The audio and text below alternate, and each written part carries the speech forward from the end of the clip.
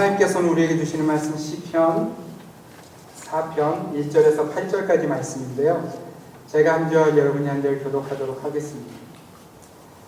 내 의의 하나님이여, 내가 부를 때 응답하소서. 곤란 중에 나를 너그럽게 하셨사오니 내게 은혜를 베푸사 나의 기도를 들으소서.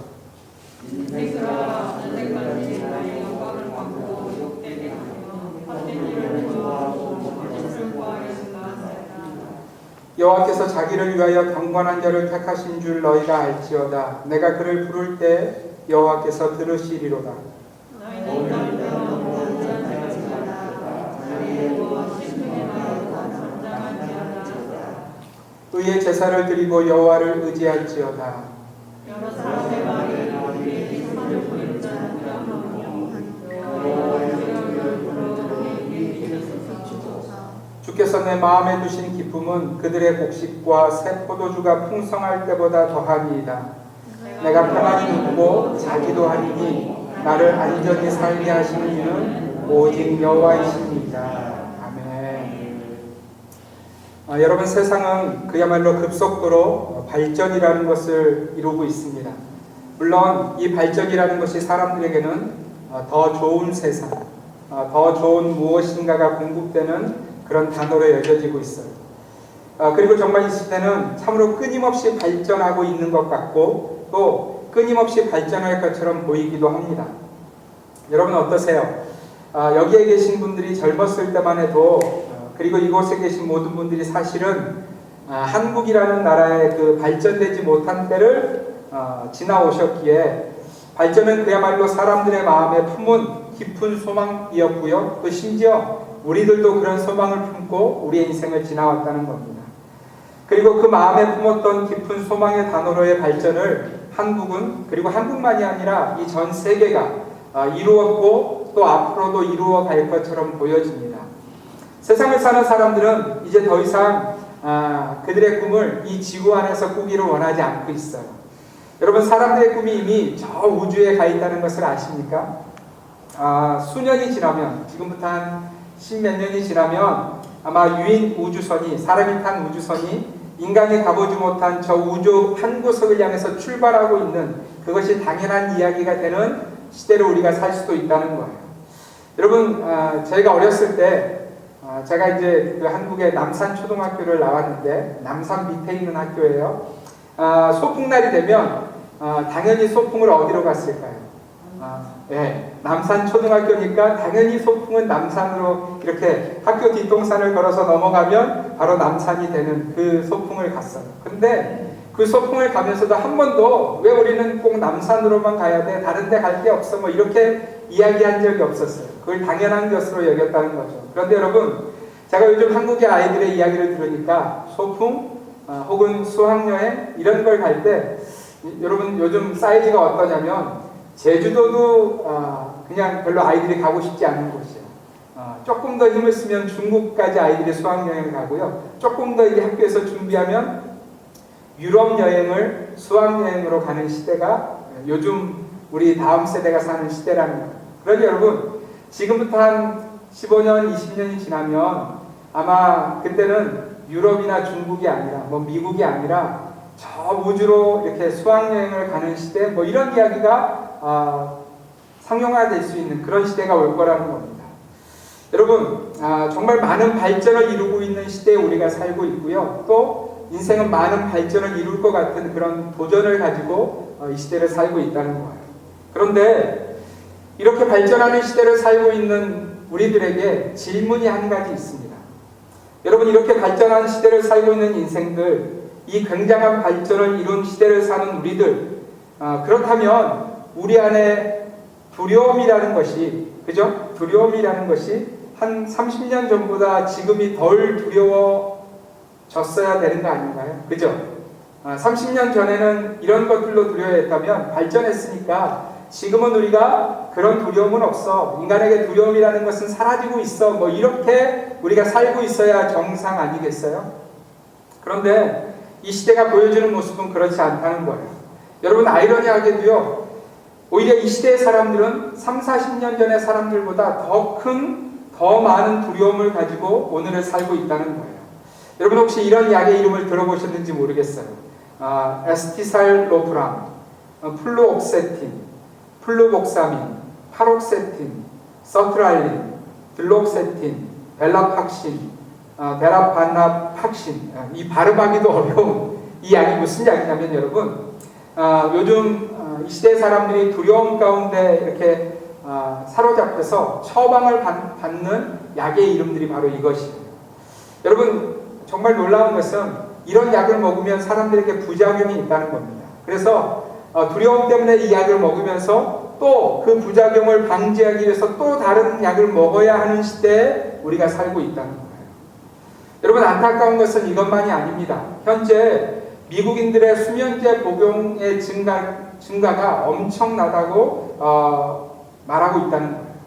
잠을 못 이루는 거죠. 여러분 2015년 기록에 따르면 미국인들이 복용하는 수면제로 인한 매출이요 1년에 무려 6억 불이 된다는 거예요. 그 한 해에만 이 미국에 사는 사람들이 수면제를 샀는데 그 양이 6억 불이나 되는 양이 팔렸다는 겁니다. 그리고 이 수면제 시장은 앞으로 계속해서 꾸준히 증가할 것이라고 사람들이 이야기하고 있어요. 그야말로 잠 못 드는 미국인인 겁니다.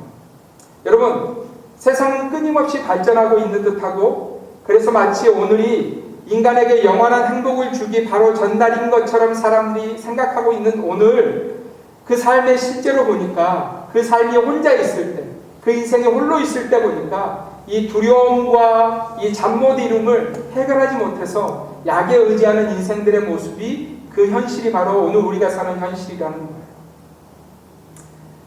여러분 이 아이러니가 보이시는지요? 사람들의 꿈은 저 우주로 달려가고 있는 듯한데 그 사람들이 혼자 있는 동안 홀로 남겨졌을 때 그 깊은 가슴 속에서 소리치는 말이 뭐냐면 나 숨이 안 쉬어져, 나 숨 쉴 수가 없어, 나 잠들지 못해, 나 잠자지 못해 하는 소리를 부르짖고 있다는 거예요. 사랑하는 성도 여러분, 그래서 오늘 우리가 읽었던 이 시편의 말씀을 다시 한번 주목하게 되어집니다. 여러분 이 시편 4편의 저자는 다윗이라고 제가 지난주에 말씀을 드렸어요. 여러분 이 다윗은요 어쩌면 우리 객관적인 눈으로 보면 두려움으로 가득 차 있어야 되는 인생의 현장 가운데 서 있다는 겁니다. 수면제 없이는 잠들 수 없는 인생으로 우리에게 보인다는 거예요. 제가 지난주에 나눴던 시편 3편은 다윗이 아들 압살롬이 추격해 올 때 도망자가 되어서 그 아침에 이른 아침에 적은 시편의 말씀이 시편 3편입니다. 그리고 하루가 지나기 전에 그날 밤에 적은 시편이 바로 오늘 우리가 읽었던 시편 4편의 말씀이라는 거예요. 여러분 제가 지난주에 그런 이야기를 나눴어요. 지금 다윗이 그냥 평안한 하루를 보내고 있는 것이 아니라 아들 압살롬의 반역의 날 가운데 서 있다고 말씀을 드렸어요. 여전히 도망자, 여전히 자신을 향하고 있는 아들의 창끝을 피하기 위해서 도망하는 도망자로 지금 다윗이 서 있다는 거예요. 여러분 이런 삶의 현장 가운데 있다면 다윗이 뭐라고 소리쳐야 정상일까요? 한번 생각해 보세요. 도망자로 있어요. 심지어 아들이 자신을 죽이려 하고 있어요.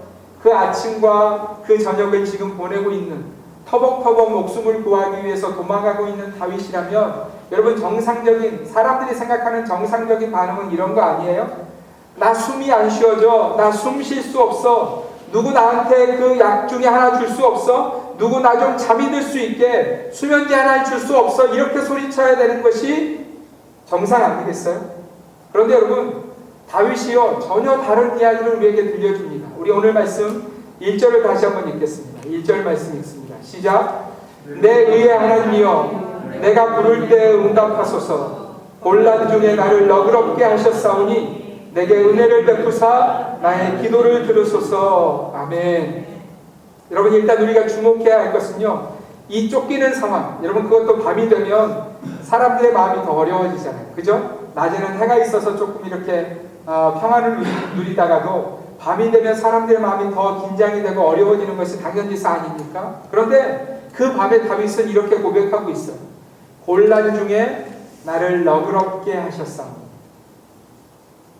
여러분 여기서 너그럽다는 이 단어는요 히르하부타라는 그런 단어인데요, 이 단어의 원어의 뜻을 보면 나를 넓게 하셨다, 나를 크게 하셨다. 이런 뜻이 담겨져 있어요. 그리고 이 관련 성경 구절을 찾아봤더니 이런 뜻도 있더라고요. The Lord has made room for me. 그러니까 주님이 나를 위한 방을 만들어 놓으셨다는 거예요. 여러분, 그러니까 이런 의미가 되는 것입니다. 지금 다윗이 만나고 있는 삶의 고민과 문제가 없는 것은 아니지만 하나님이 다윗을 그 고민을 충분히 담을 수 있는 그릇으로 넓게 크게 만들어 놓으셨다는 거예요. 여러분, 오늘 다윗이 만난 삶의 문제의 무게가 결코 작아 보이지 않습니다. 그러나 하나님께서 그의 마음을 넓게 해놓으셔서 크게 해놓으셔서 다윗은 그 문제 앞에서도 마음의 여유를 가지고 있다는 거예요. 그리고 한 가지 더는 다윗이 그 도망자의 걸음을 걷고 있어서 그 광야 가운데 있지만 그 광야의 그 비참한 상황 가운데 있지만 그 광야에서도 하나님이 나를 위한 방을 만들어 놓아주셨다는 거예요. 그 대적으로부터 그 광야로부터 나를 평안하게 지키는 하나님이 만들어 놓으신 그 룸에 내가 들어가니까 내 마음 가운데 기쁨과 평안이 있다고 다윗이 고백하고 있다는 거예요. 여러분, 또 한 가지 놀라운 다윗의 고백의 말씀이 있습니다. 여러분, 제가 다시 말씀드리는데 다윗이 지금 도망자 신세이고요. 밤을 맞이하고 있는 거예요. 또 압살롬은 이미 예루살렘 성을 취했을 뿐만이 아니라 다윗이 남겨둔 후궁들을 범하는 능욕하는 엄청난 사건들을 지금 다윗이 듣고 있어요. 그리고 이제 다윗을 쫓아올 것이 뻔하니 여러분, 그 현실이 뻔히 보이는 그런 상황 아닙니까? 이것만도 끝이 아니에요. 지난주에도 나눴지만 그렇게 터벅터벅 도망하고 있는 다윗 앞에 시므이라는 한 인생이 쫙 하고 나타나더니 돌을 던집니다. 먼지를 뿌리면서 뭐라고 이야기했어요? 피를 흘린 자여, 비루한 자여, 가거라 가거라 하고 다윗을 조롱하는 현실을 그 밤에 다윗이 지금 만나고 있다는 거예요. 여러분, 이러면 다윗의 마음 가운데 어떤 마음이 들어야 당연할까요? 분노, 두려움, 억울함, 뭐 이런 것이 다윗의 마음을 가득 이렇게 채우고 있어야 당연하잖아요. 그죠? 근데 다윗의 고백은 이것이에요. 우리 7절과 8절 말씀 함께 읽겠습니다. 시작. 주께서 내 마음에 두신 기쁨은 그들의 곡식과 새 포도주가 풍성할 때보다 더하니이다. 내가 평안히 눕고 자기도 하리니 나를 안전히 살게 하시는 이는 오직 여호와이시니이다. 아멘. 여러분, 이게 이해가 되세요? 다윗은 지금 자기 마음 안에 기쁨이 있다고 고백하고 있어요. 여러분, 이 지경인데, 현실이 이 지경인데 다윗은 기쁨이 그 마음 가운데 있다는 거예요. 심지어 다윗은 이렇게 이야기합니다. 내가 평안히 눕고 자기도 할 것이다. 여러분, 세상 사람들이 보면 다윗의 현실을 보고 다윗의 상황을 보면 이렇게 이야기하지 않겠어요? 이거 정신 나갔네. 그렇지. 아들이 쫓아오고 사람들이 조롱하니 이제는 정말 정신이 나간 거지. 제정신이 아닌 거지. 여러분, 이게 아마 세상 사람들의 말일 거예요. 세상은 그것을 당연한 것으로 여길 것입니다. 그런데 여러분, 다윗은 달랐어요. 여러분, 왜 이렇게 다른 걸까요? 무엇이 다윗을 이렇게 다른 고백을 하도록 만든 것일까요? 여러분, 1절에 보면 다윗의 이 담대함, 두려움 없는 담대함, 기쁨과 감사가 넘치는 이유가 적혀져 있는데 1절에 보면 이렇게 돼 있어요. 내 의의 하나님이요. 여러분, 다윗에게는 하나님이 계셨어요. 그리고 그 하나님은 자신을 알고 계신다고, 자신을 안 하나님이라고 다윗은 믿고 있었다는 겁니다. 여러분, 3절에서도 동일한 내용이 있는데 우리 3절 말씀을 같이 한번 읽겠습니다. 3절 읽습니다. 시작. 여호와께서 자기를 위하여 경건한 자를 택하신 줄 너희가 알지어다. 내가 그를 부를 때 여호와께서 들으시리로다.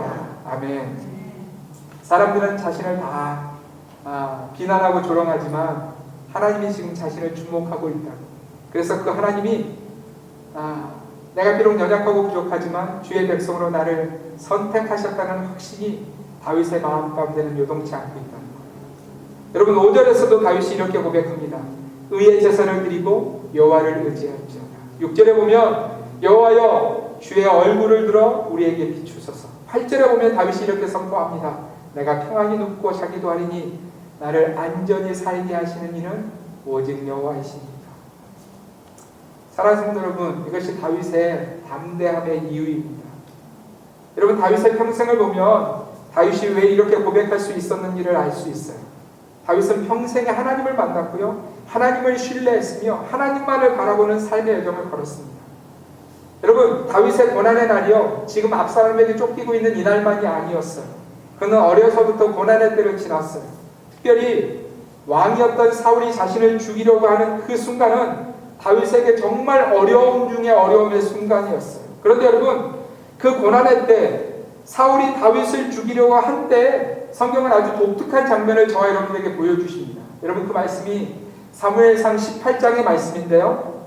그 현장을 제가 좀 설명드리면 우리가 잘 아는 다윗이 블레셋과의 전쟁에서 승리하고 돌아오는 그런 장면이에요. 여러분, 근데 그때 무슨 일이 일어났냐면 이스라엘의 여인들이 일어나서 노래하기 시작합니다. 여러분, 그 노래 기억하세요?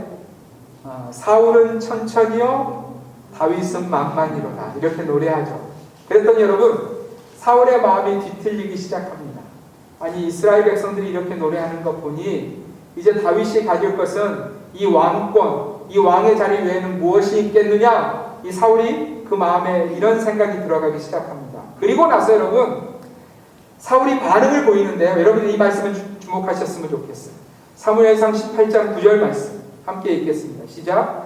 그날부로 사울이 다윗을 주목하였다. 여러분, 사울은요, 이스라엘의 왕이었어요. 그죠? 하나님이 그 선민 이스라엘 백성들을 다스리기 위해서 기름 부으사 특별히 세우신, 하나님이 세우신 왕이 바로 사울이었습니다. 여러분, 이 왕의 자리는 그저 나라 지키는 자리가 아니고요, 그저 이스라엘 백성 돌보는 자리가 아니고요, 왕의 자리는요, 선민 이스라엘 백성들의 왕의 자리는요, 하나님의 말씀을 받아서 하나님의 말씀으로 그 나라를 통치하는 자리가 왕의 자리라는 거예요.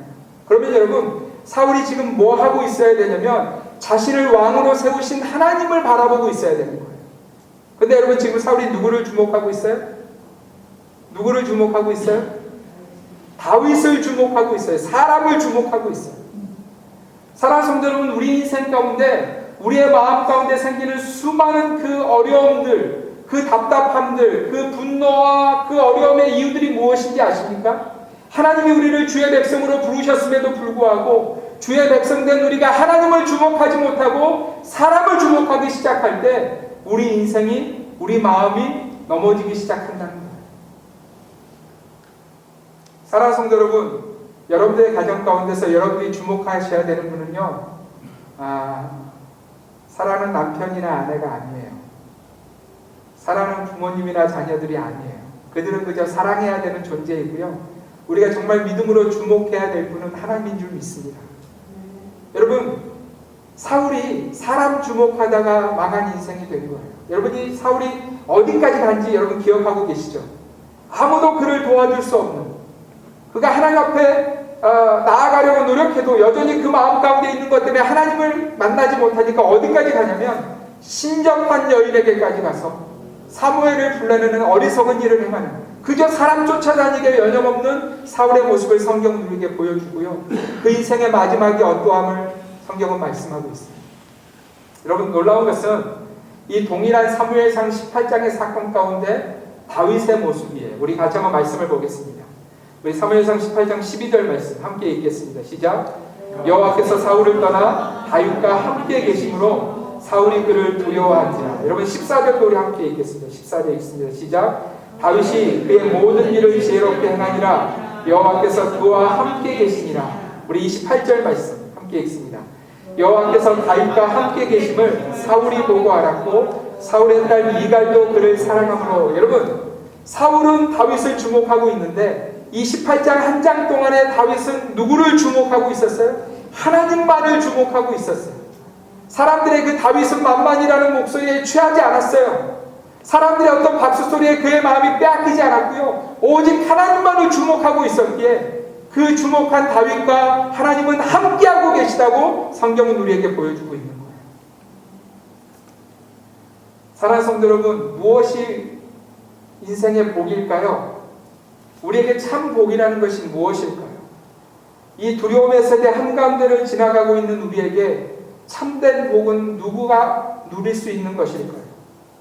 밤새도록 도무지 한 잠도 이루지 못하는 인생들에게 두려움 때문에 한숨도 제대로 쉬지 못하는 사람들이 넘치는 이 시대에, 그래서 사람들마다 어디 더 강력한 수면제 없으라고 외치는 시대에 이름도 제대로 알 수 없는 수많은 두려움의 치료제가 넘쳐도 여전히 두려워하고 있는 이 시대 속에서 누가 참된 쉼을, 누가 참된 평안을 누릴 수 있느냐는 거예요.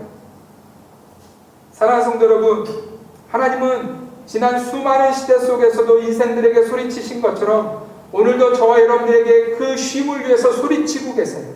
우리 말씀을 같이 한번 보겠습니다. 이사야 55장 7절 말씀 함께 읽겠습니다. 시작. 악인은 그의 길을, 불의한 자는 그의 생각을 버리고 여호와께로 돌아오라. 그리하면 그가 긍휼히 여기시리라.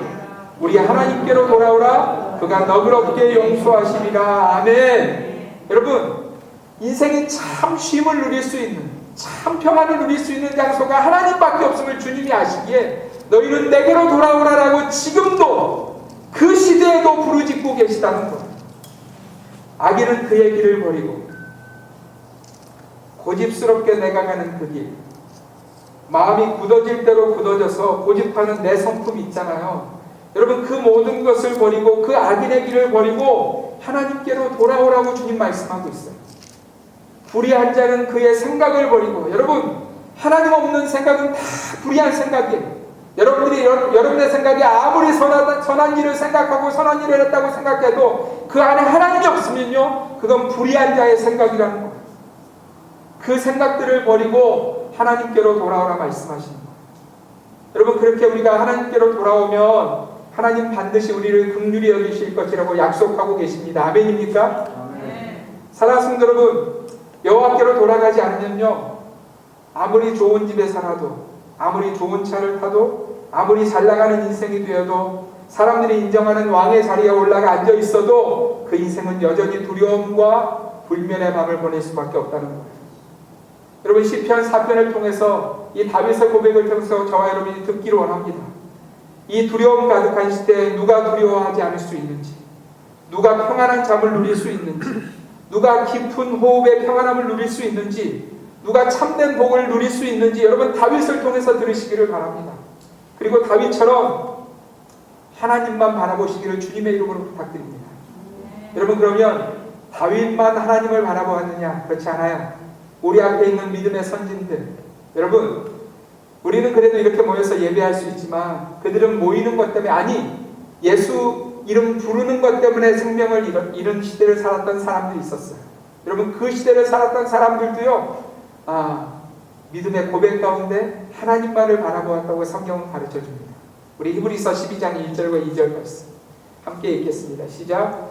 이러므로 우리에게 구름같이 둘러싼 허다한 증인들이 있으니 모든 무거운 것과 얽매이기 쉬운 죄를 벗어버리고 인내로서 우리 앞에 당한 경주를 하며 믿음의 주요 또 온전하게 하시는 이 예수를 바라보자. 그는 그 앞에 있는 기쁨을 위하여 십자가를 참으사 부끄러움을 개의치 아니하시더니 하나님 보좌 우편에 앉으셨느니라. 여러분, 고난 가운데 있는 성도들에게 주님은 뭐라고 말씀하시냐면 믿음의 주요 또 온전케 하시는 이인 예수를 바라보라 말씀하고 있습니다. 하나님께 돌아갈 때 예수 그리스도를 나의 진정한 주님으로 우리가 믿고 모실 때 우리가 온전한 복을 누리게 되어진다는 거예요. 여러분, 예수님이 이 땅에 오셨을 때 참 안타까운 그 부르짖음으로 우리를 부르셨다는 것을 알고 계세요? 우리 누가복음 13장 34절 함께 읽겠습니다. 시작.